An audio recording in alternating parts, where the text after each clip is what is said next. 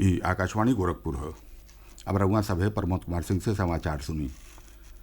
ओम प्रकाश राजभर के अध्यक्षता वाली सुहेलदेव भारतीय समाज पार्टी सुबह सपा भाजपा के अगुवाई वाले एनडीए गठबंधन में शामिल हो गई हो। भाजपा का सीनियर नेता और गृह मंत्री अमित शाह आज एगो ट्वीट में ये जानकारी दिलें। श्री शाह कहलें कि ओम प्रकाश राजभर से दिल्ली में भेंट भइल और वहाँ के एनडीए गठबंधन में आवे का फैसला कैलें। गृहमंत्री कहलें कि सुबह सपा के आइले से उत्तर प्रदेश में एनडीए के मजबूती मिली। सुबह सपा अध्यक्ष ओम प्रकाश राजभर कहलें कि उनकर पार्टी भाजपा के साथे मिल के आवे वाला लोकसभा चुनाव लड़ी। सुबह सपा पिछला विधानसभा चुनाव से पहले भाजपा गठबंधन का हिस्सा रहल, बकिर चुनाव से पहले समाजवादी पार्टी के अगुवाई वाले गठबंधन में शामिल हो गई रहे। ओहर प्रदेश के उप मुख्यमंत्री ब्रजेश पाठक कहलें कि सुबह सपा के अइले से एनडीए गठबंधन और मजबूत भइल हवे।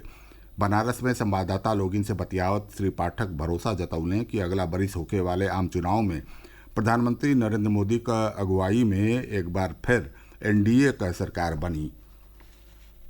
सुबह सपा प्रमुख ओम प्रकाश राजभर कहलें कि विपक्षी दलन के नेता में खुद के एक दूसरे से बढ़ान दिखौले के होड़ी लगल हो।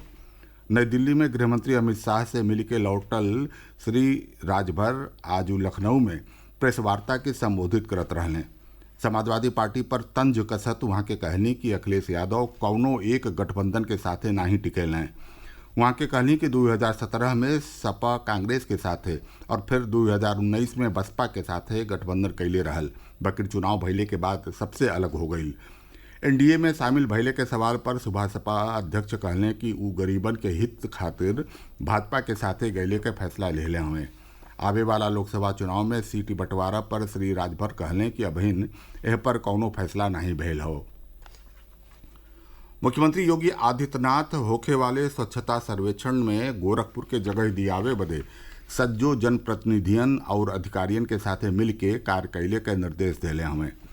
गोरखपुर में काली पार्षदन और अधिकारियन के साथे समीक्षा बैठकी में श्री योगी कहलें कि स्वच्छता सर्वेक्षण 2023 का फील्ड सर्वे के तैयारी अबहिने से कई लिहल जाए। वहाँ के गोरखपुर नगर निगम के सज्जो 80 वार्ड में जागरूकता रैली निकलने के निर्देश दिलें। श्री योगी प्लास्टिक के खिलाफ अभियान चलावत 100% लोगन के घरन से कूड़ा इकट्ठा कैले के भी निर्देश दिलें। मुख्यमंत्री कहलें कि गोरखपुर के स्मार्ट सिटी के रूप में विकसित कैल जा रहा हो। वहाँ के जनप्रतिनिधियन से अधिकारियन के साथे मिल के बरखा के समय शहर में होखे वाले जल भराव के अस्थायी समाधान खोजले के भी कहली। मेरठ में कांवड़ जतरा के दौरान करंट लगले से मरे वालन की संख्या बढ़ के 6 हो गई हो। घटना में झुलसल 6 औरियो कांवड़ियन में से 3 के हालत गंभीर बतावल जा रहा हो। मेरठ के भावनपुर थाना क्षेत्र के राल चौहान गांव में काली संझा डाक कांवर के साथे चली रहल डीजे के हाईटेंशन लाइन के चपेटा में अइले से 5 कांवड़ियन के मौत हो गई रहे और कई गो औरियो झुलस गई रहले। जिला प्रशासन मामला के जांच बदे एगो समिति का गठन कैले हो, जौन 48 घंटा में आपन रिपोर्ट सौंपी। प्रदेश के कई गो जिला बाढ़ के चपेटा में हमें। मथुरा में जमुना नदी खतरा के निशानी से ऊपर बही रहा हो।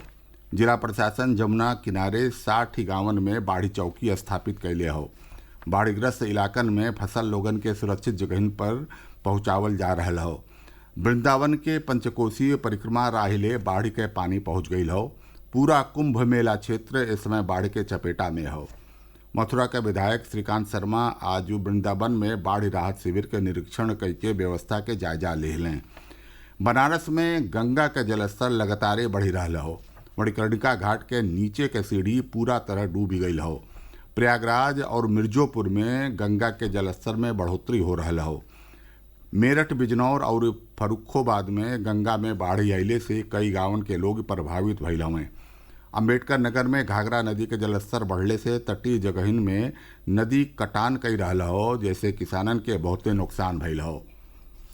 प्रदेश में आकाशीय बिजली गिरले के घटना में लगातार लोगन के मौत के समाचार आ रहा हो। कुछ सावधानी बरत के यह प्राकृतिक आपदा से बचल जा सकेला। लोगन के सलाह दिहल जात हो कि बरखा के समय खेत, खुला मैदान, पेड़ और ऊंचे स्तंभन के लगे न जाएं, काहे से कि एकरे लगे बिजली गिरले के अनेसा सबसे ढेर होला।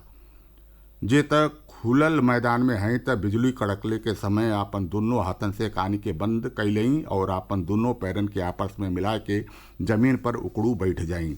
समाचार पूरा भइल। नमस्कार।